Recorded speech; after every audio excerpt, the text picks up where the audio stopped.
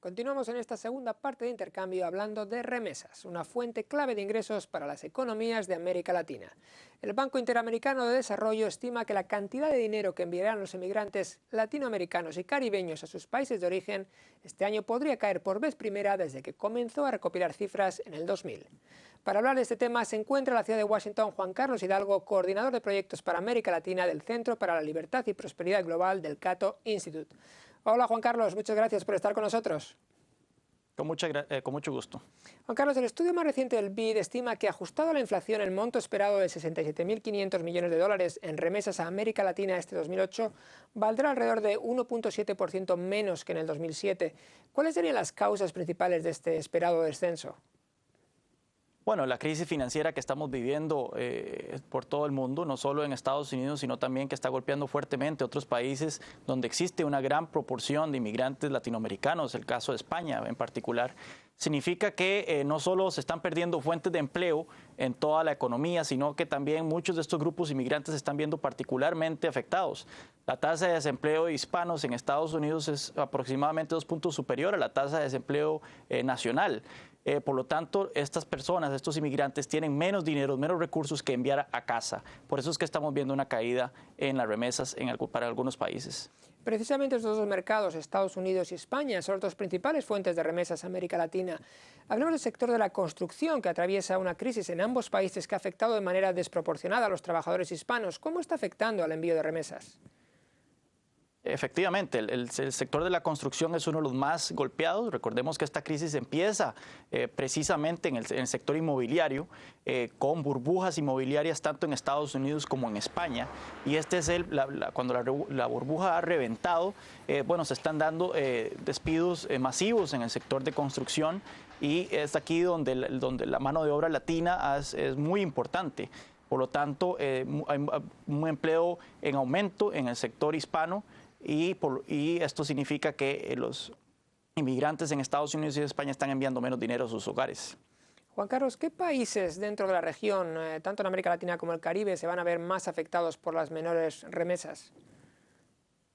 Depende mucho de la calidad del inmigrante. Hubo un estudio del Banco Mundial aproximadamente hace 2 años que determinó que por cada punto del PIB en remesas que se recibe en un país, disminuye la pobreza en ese país receptor en 0,4%. Pero esta proporción varía de acuerdo al país. Hay países que son especialmente, que las remesas tienen un impacto más importante en la pobreza que otros, por ejemplo en México y El Salvador, dado que el emigrante que ha salido de estos países proviene de las clases bajas de la población más pobre, mientras que en otros países como Honduras, como Nicaragua, la gente que ha salido del país es más de clase media. Por lo tanto, el impacto en la pobreza de las remesas no es tan importante. Aún así, es positivo. Juan Carlos, ¿cómo se está adaptando el emigrante hispano que envía dinero ante las mayores dificultades en el país que le acoge, ya sea, como hemos hablado, de Estados Unidos, de España? ¿Cómo se están adaptando? Vea qué interesante lo que está sucediendo. En los últimos años hemos vivido aquí en Estados Unidos y también en España una ola antiinmigrante, una ola por detener la inmigración de personas, no solo de Latinoamérica, sino de todo el mundo. Y esto ha generado que se hagan llamados para sellar las fronteras y para fortalecer la seguridad de fronteras. Esto ha causado que muchos de estos inmigrantes que en una época como esta hubieran regresado a sus países natales para buscar nuevas fuentes de empleo allá y luego regresar a Estados Unidos una vez que la economía levante, se tengan que quedar en Estados Unidos y se tengan que quedar en España, puesto que su regreso no está garantizado. Esto hace que entonces el desempleo aumente aquí en Estados Unidos y con las consecuencias negativas que todos conocemos al respecto. Juan Carlos, si te parece, vamos a hacer una breve pausa. Enseguida estamos hablando contigo para hablar sobre el envío de remesas a América Latina. ¿Cómo está afectando lo que se prevé va a ser un menor envío en el año que estamos ya prácticamente cerrando? Ya volvemos.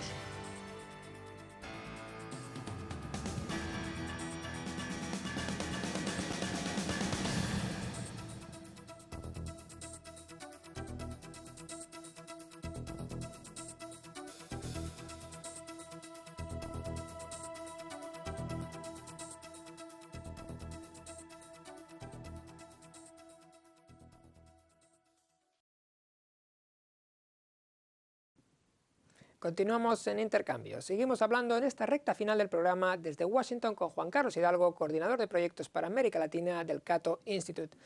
Juan Carlos, hasta el mes de julio la devaluación del dólar frente a otras divisas latinoamericanas había reducido el valor de las remesas enviadas a la región. Sin embargo, su repunte posterior ha hecho que, por ejemplo, los envíos a México subieran en octubre. ¿Qué papel va a jugar la apreciación que estamos viendo del dólar?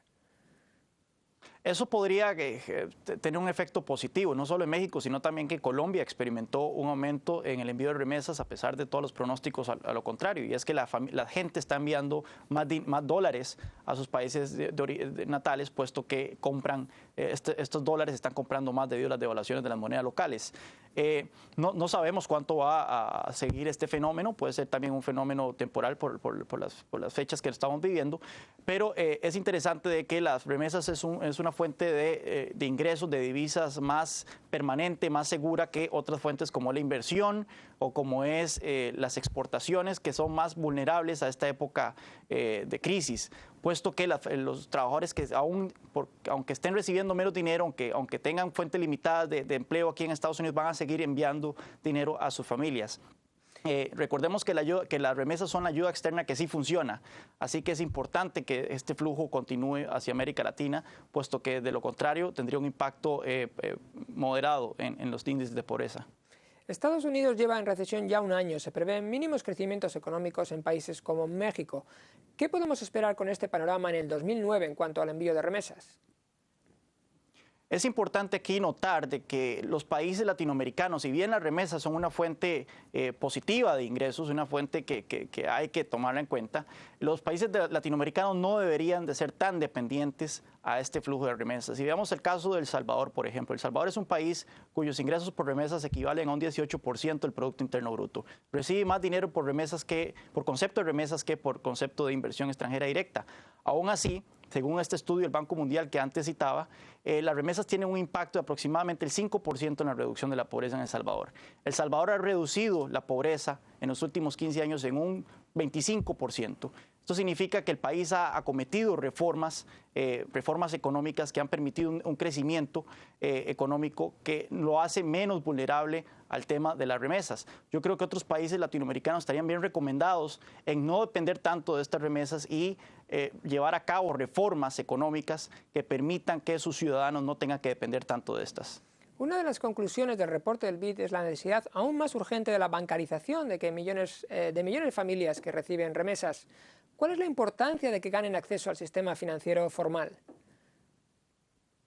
No solo, eso tiene mucho que ver con temas de regulación, tiene mucho que ver con temas de derecho de propiedades en América Latina, como las investigaciones de Hernando de Soto han demostrado.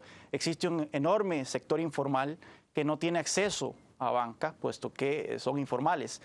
Sus terrenos no son reconocidos, sus viviendas son informales. Es importantísimo, pero eso parte de que el Estado reduzca en forma dramática todas estas regulaciones, toda esta tramitología, todo este viacrucis regulatorio que muchas veces impone a la hora de formalizar negocios. Eso logrará de que estos amplios sectores de la población acaben con este apartheid económico que actualmente existe y tengan acceso a la banca. Muchas gracias, Juan Carlos, por tu participación. Con mucho gusto. De esta forma llegamos hacia el final de nuestro intercambio de hoy. Les invitamos a que continúen en sintonía de la programación en inglés. Buenas noches.